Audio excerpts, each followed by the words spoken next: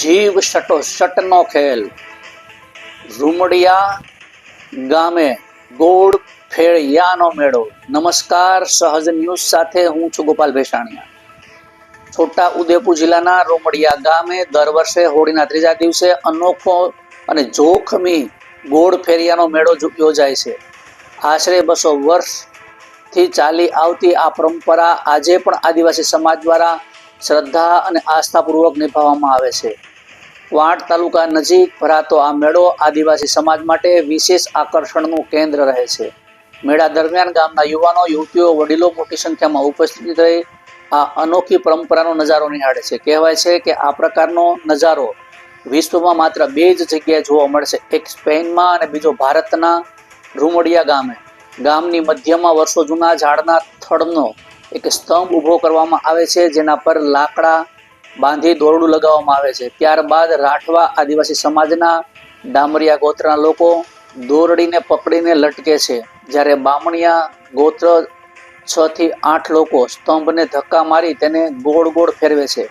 એક વખત એક દિશામાં અને પછી વિરુદ્ધ દિશામાં ફેરવવામાં આવે છે, જેના કારણે આ મેળાને ગોળ ફેરિયાનો મેળો તરીકે ઓળખવામાં આવે છે।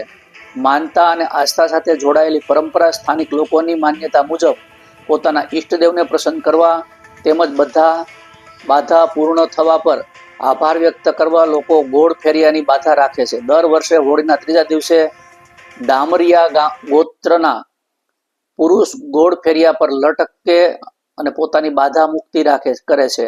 આ દરમિયાન ગામ તથા આસપાસના વિસ્તારો પરંપરાગત ઢોલ, વાંસળી, તાલના નાદે નૃત્ય કરી અને મેળાની ઉજવણી કરે છે। રિપોર્ટર શિલ્પા શાહ, સહજ ન્યૂઝ, બોડેલી। મારું મૂળ ગામ રૂમડિયા અને હું ધંધા નોકરી અર્થે બહાર ગામ રહું છું, વડોદરા ખાતે। છતાં પણ આજે જે અમારા હોળીના ત્રીજા દિવસે ભરાતો અમારા ગામનો જે પારંપરિક ગોળ ફેરિયાનો મેળો છે, એ મેળાની અંદર અમે આ પ્રસંગે અમે ઉપસ્થિત છે। આ મેળાની અંદર આજુબાજુના તમામ ગામમાંથી અમારા આદિવાસી સમાજના ભાઈ બહેનો, વડીલો અને સ્ત્રી પુરુષો, બાળકો સાથે ખૂબ મોટી સંખ્યામાં ઉપસ્થિત છે અને નાચગાન કરી રહ્યા છે।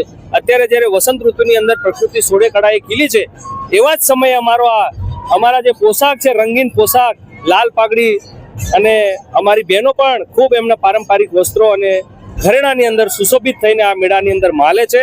આ ગોળ ફેરાનો જે ફેરવવાની જે રીત છે, એમાં એક લાકડાનો મજબૂત માચડો છે, એની સાથે 2 લાકડાની દાંડી બાંધી દોરડાથી ગૂંથીને એક છેડે દોરડું લંબાવવામાં આવેલું છે અને બીજા છેડે એને બેલેન્સ કરવા માટે 2 માણસો ઊંધા માથે લટકે છે અને પેલી બાજુ દોરડા પર 2 કે 1 માણસ લટકીને તેમને ગોળ ગોળ ફેરવવામાં આવે છે। આ જે ફેરવવાની જે રીત છે એ વર્ષો જૂની પારંપરિક અમારી વ્યવસ્થા છે અને જો કોઈક સંજોગોવશ આ મેળો બંધ રહે અને જો આ ગોળ ફેરવવામાં ના આવે તો અમારી માન્યતા અને આસ્થા પ્રમાણે ગામની અંદર કંઈક ને કંઈક દુઃખના પ્રસંગો કે તકલીફ, આફતરૂપ પરિસ્થિતિ ઊભી થાય છે અને ત્યારે અમારે આ પરિસ્થિતિને નિવારણ લાવવા માટે ફરીથી આ ગોળ ફેરિયાનો મેળો યોજી અને આ ગોળ ફેરિયું ફેરવવામાં આવે છે અને ત્યાંથી જ અમારી પાછી જે કંઈ તકલીફ હતી એ ગામમાંથી દૂર થાય છે। એટલે અમારી માન્યતા પ્રમાણે અમારા ગામનું ચારે તરફથી પ્રકૃતિ દેવ અમારું રક્ષણ કરે, ચાહે માણસો હોય, લોકો હોય કે ચાહે ઢોર, ઠાકર, પશુ પક્ષી, તમામનું રક્ષણ થાય, તમામની સુખ સમૃદ્ધિ વધે, એવી માન્યતા અને આસ્થા સાથે અમે અમારો આ ગોળ ફેરિયાનો મેળો દર વર્ષે આ રીતે ઉજવીએ।